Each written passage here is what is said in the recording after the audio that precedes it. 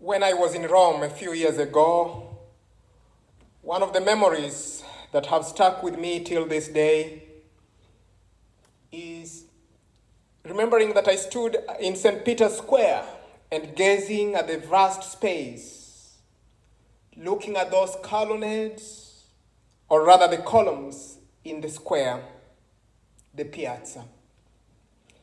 My brothers and sisters, this grand public space holds vast numbers of people from all walks of life, nationalities, black and white, people of all sizes, sinners and saints alike, curious onlookers, Catholics and non-believers, tourists and pilgrims, all of them on this common ground, this public square called St. Peter's.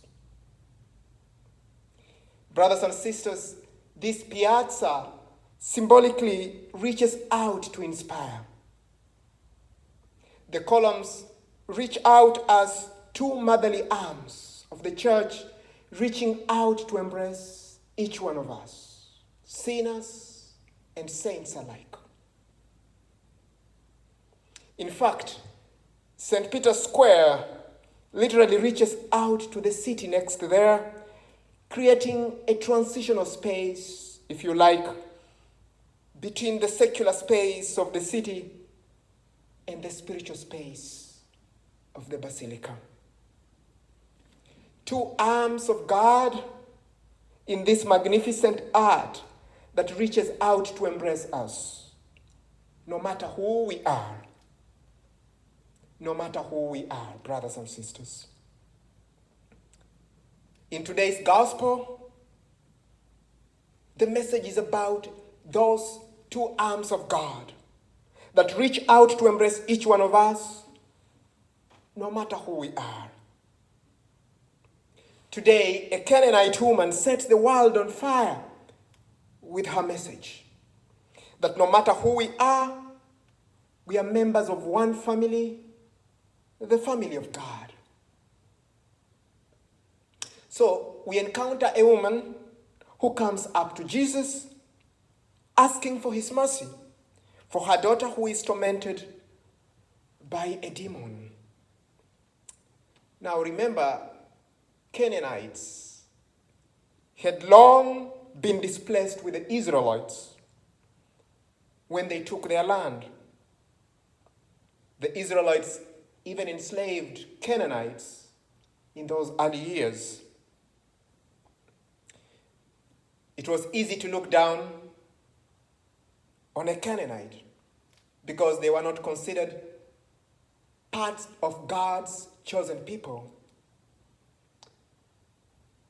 And that's why the gospel today is a little bit troubling, because even Jesus himself initially refuses to acknowledge her.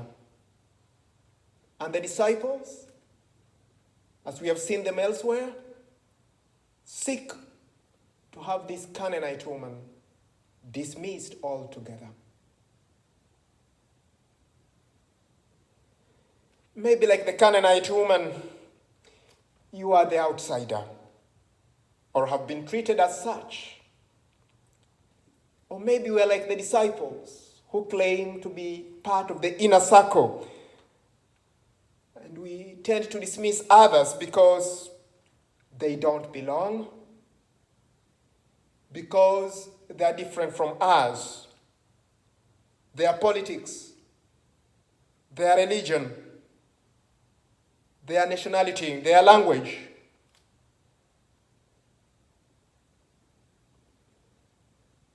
What are the demons in our lives, brothers and sisters? What are they? What are the demons in our lives, in our families, in our marriages, in my vocation as religious? What is it that is in need of healing? Have we let go in order to let God?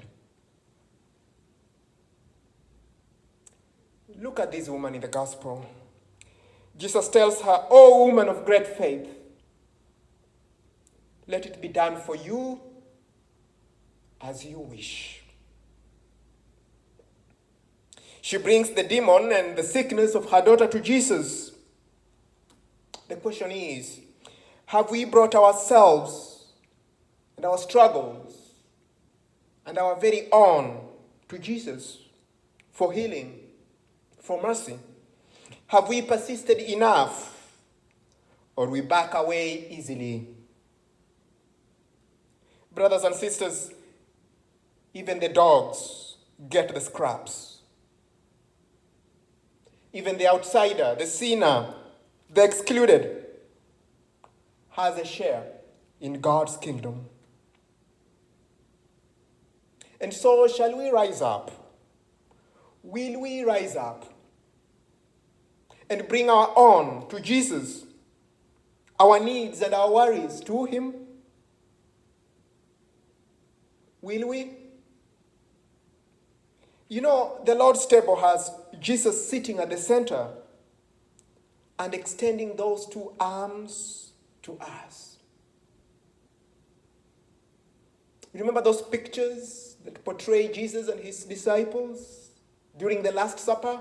Jesus in the middle, extending his two arms to all of them and even beyond, including the man who was going to betray him. No wonder priests at the Eucharist extend their two arms in place of Jesus embracing all of us, all of our sins and our struggles, our pain, and the virus that now threatens our lives, all of our losses and our joy. But we have to rise up and take what we know God is offering us. There is an old African-American hymn that says, "There is plenty good room at the Lord's table." There is plenty good room in God's kingdom.